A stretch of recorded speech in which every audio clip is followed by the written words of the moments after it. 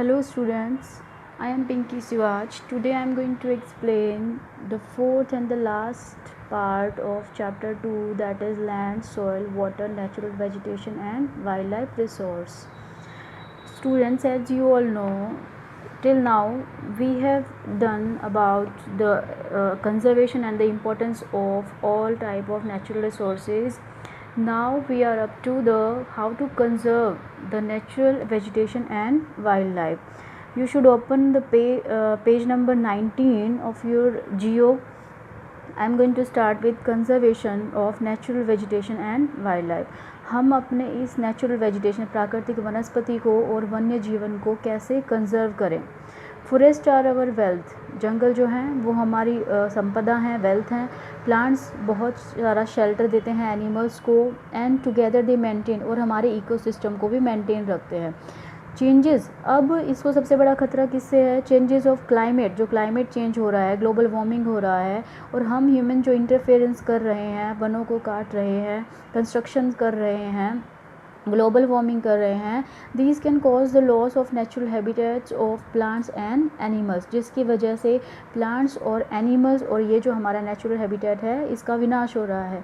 Many species, बहुत सारी प्रजातियां जो हैं, हैव कम वनरेबल और एंडेंजर्ड, वो ख़त्म होने की कगार पर आ गई हैं, उनका अस्तित्व खतरे में है. And some are the word, और कुछ जो हैं उनका अस्तित्व जो है वो ख़त्म होने की कगार पर पहुंच चुका है. डिफोरेस्टेशन, इसके सबसे बड़े कारण क्या हैं? डिफोरेस्टेशन है, सॉइल इरोजन है, कंस्ट्रक्शनल एक्टिविटीज़ हैं, फॉरेस्ट फायर, जंगलों में लगने वाली आग है, सुनामी है, लैंडस्लाइड हैं. And these are some of the human, ये कुछ ह्यूमन और नेचुरल फैक्टर हैं जो कि इसका सबसे बड़ा कारण है. Natural factor which accelerate the process of extinction, ये कुछ ऐसे फैक्टर हैं जो इस रिसोर्स, हमारे इस नेचुरल रिसोर्स फॉरेस्ट और वाइल्ड लाइफ जो है उसके ख़त्म होने की कगार पर पहुंचा रहे हैं. One of the major concern is the poaching. सबसे बड़ी जो चिंता का विषय है वो है पोचिंग. पोचिंग का मतलब होता है, एक तो होता है हंटिंग. हंटिंग मतलब अपने शौक़ के लिए शिकार करना. पोचिंग जो है, पोचिंग का मतलब होता है कि किसी भी एनिमल का अपने फ़ायदे के लिए शिकार करना.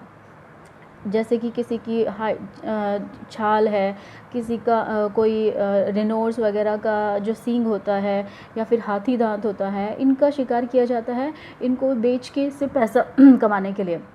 That is poaching. The animals are poached. क्यों एनिमल्स को कैसे शिकार किया जाता है? For the collection of illegal trade. ज़्यादा से ज़्यादा मात्रा में गैर कानूनी तरीके से इन चीज़ों का व्यापार करने के लिए. इनकी हाइट्स हो गई, स्किन हो गई, नेल हैं, इनके टीथ हैं, हॉर्न्स है, and as well as feather. और इन जो बहुत सारे पक्षी होते हैं उनके फेदर्स के लिए भी इनका शिकार किया जाता है. इनमें से कुछ ऐसे एनिमल हैं जैसे कि टाइगर है, लायन है, एलिफेंट है, डियर है, ब्लैक बक है, crocodile, rhinos and snow leopard, ostrich and peacock. These can be conserved by increasing awareness. हमें ज़्यादा से ज़्यादा जागरूकता बढ़ाकर इनका शिकार करने से इनको रोकना चाहिए. Now national park, wildlife sanctuaries, biospheres, reserves are made to protect our natural vegetation and wild life. National park खोले हैं हमारी सरकार ने. अभी नेशनल पार्क और वाइल्ड लाइफ सेंचुरी में क्या फ़र्क होता है? नेशनल पार्क जो है एक बड़ा एरिया जिसको डिज़ाइन किया जाता है to protect ecological integrity of some और more ecosystem for the present and the future generation. National park जो है वो एक बड़े एरिया के फ्लोरा और फोना और वहाँ के इकोसिस्टम को प्रोटेक्ट करने के लिए डिज़ाइन करके बनाया गया होता है. जबकि वाइल्ड लाइफ सेंचुरी जो है, जहाँ पर कुछ स्पेशल, कुछ पर्टिकुलर एनिमल्स और प्लांट्स को ही, कुछ एनिमल्स को ही प्रोटेक्ट करने के लिए उसको बनाया जाता है. वैसे ही बायोस्फीयर रिजर्व्स होते हैं. These are made to protect our natural vegetation and wild life. ये कुछ चीज़ें बनाई गई हैं हमारी नेचुरल वेजिटेशन और वाइल्ड लाइफ को प्रोटेक्ट करने के लिए. Conservation of lakes, wetlands are necessary to save the precious resource from depletion. इनको कंजर्व करना, लेक्स को प्रोटेक्ट करना है, और जो छोटे छोटे वेटलैंड है, जो नमी वाले स्थान हैं, उनको प्रोटेक्ट करना बहुत ही ज़्यादा ज़रूरी है ताकि हमारा ये जो प्रेशियस रिसोर्स है इसको ख़त्म होने से रोका जा सके. There is a balance in the environment if the relative number of species is not disturbed. अगर हमारे इन्वायरमेंट में इन कुछ पर्टिकुलर स्पीशीज़ को डिस्टर्ब ना किया जाए तो हमारे इन्वायरमेंट में एक पर्टिकुलर बैलेंस बना रहता है. Human activities in several parts of the world have disturb, जबकि हम इंसानों की जो कुछ ह्यूमन एक्टिविटीज़ हैं जिन्होंने वर्ल्ड के बहुत सारे पार्ट्स में इन नेचुरल हैबिटेट्स को डिस्टर्ब किया है, जिसकी वजह से बहुत सारी स्पीशीज़ जो बहुत सारी प्रजातियाँ जो है वो ख़त्म होने जा रही हैं. ड्यू टू इनडिस्क्रिमिनेट किलिंग, बिना सोचे समझे अंधाधुंध जो हम बहुत सारे बर्ड्स को, एनिमल्स को मारते जा रहे हैं, हैव इधर बिकम, या तो उसकी वजह से ये ख़त्म हो चुके हैं या फिर are on the verge of extinction, या फिर ख़त्म होने की कगार पर हैं. इसके लिए क्या किया जाना चाहिए? Awareness programs like social forestry and Van Mahotsav should be encourage. बहुत सारे ऐसे अवेयरनेस प्रोग्राम हैं, जागरूकता अभियान जो हैं पूरे समाज में, जैसे कि सोशल फॉरेस्ट्री है, पूरे समाज को मिलकर वन लगाने चाहिए. वन महोत्सव जैसे प्रोग्राम्स को एनकरेज करना चाहिए. And the regional and community level, regional मतलब क्षेत्रीय, हर एरिया में, हर रीजन में इस तरीके के प्रोग्राम्स को अवेयर के द्वारा पूरे कम्युनिटी को अवेयर किया जाना चाहिए. School children should be encourage to bird watch and visit nature camps so that they appreciate the habitat of varied species.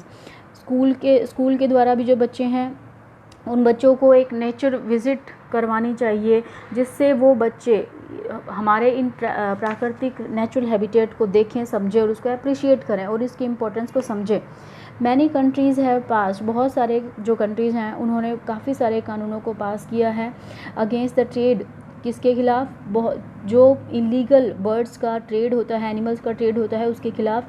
India में भी, in India killing Lions, tigers, dears, great Indian bustard and peacocks is illegal. India में भी इन सभी पशुओं का जो शिकार करना है उसको इलीगल माना जाता है. An international convention CITES has been establish that list several species. अब ये साइट्स क्या है? CITES दिया गया है. CITES is the Convention on International Trade in Endangered Species of Wild Flora and Fauna. It is an international agreement. ये एक अंतर्राष्ट्रीय समझौता है जो अलग अलग देशों की सरकारों के बीच में हुआ है. And what is the aim of it? It aims to ensure that, इसका एम ये है ताकि ये सुनिश्चित किया जाए international trade in specimens of wild animals and plant does not threaten their survival. कि जिस भी तरीके से इन पशुओं का, कुछ प्रजातियों का जो व्यापार होता है देशों के बीच में, उसकी वजह से इन प्रजातियों का या इन एनिमल्स या प्लांट्स का जो सर्वाइवल है उनका जो अस्तित्व है वो खतरे में ना आ जाए. एंड रफली 5000 स्पीशीज़ ऑफ एनिमल, 5000 एनिमल्स की प्रजातियां और 28,000 जो प्लांट्स हैं उनकी प्रजातियों को इसके द्वारा प्रोटेक्ट किया गया है. तो ये जो साइट्स हैं ये क्या हैज़ बीन एस्टेब्लिश्ड, इन्होंने एक लिस्ट एस्टेब्लिश की है अलग अलग एनिमल्स की, अलग अलग बर्ड्स की, इन विच ट्रेड इज़ प्रोहिबिटेड. इसके मुताबिक इन कुछ पशुओं का और प्लांट्स का जो ट्रेड है उसको प्रोहिबिट किया गया है, उसको गैर कानूनी घोषित किया गया है, उसको रोका गया है. And prohibited. Conservation of plants and animal is an ethical duty of every citizen.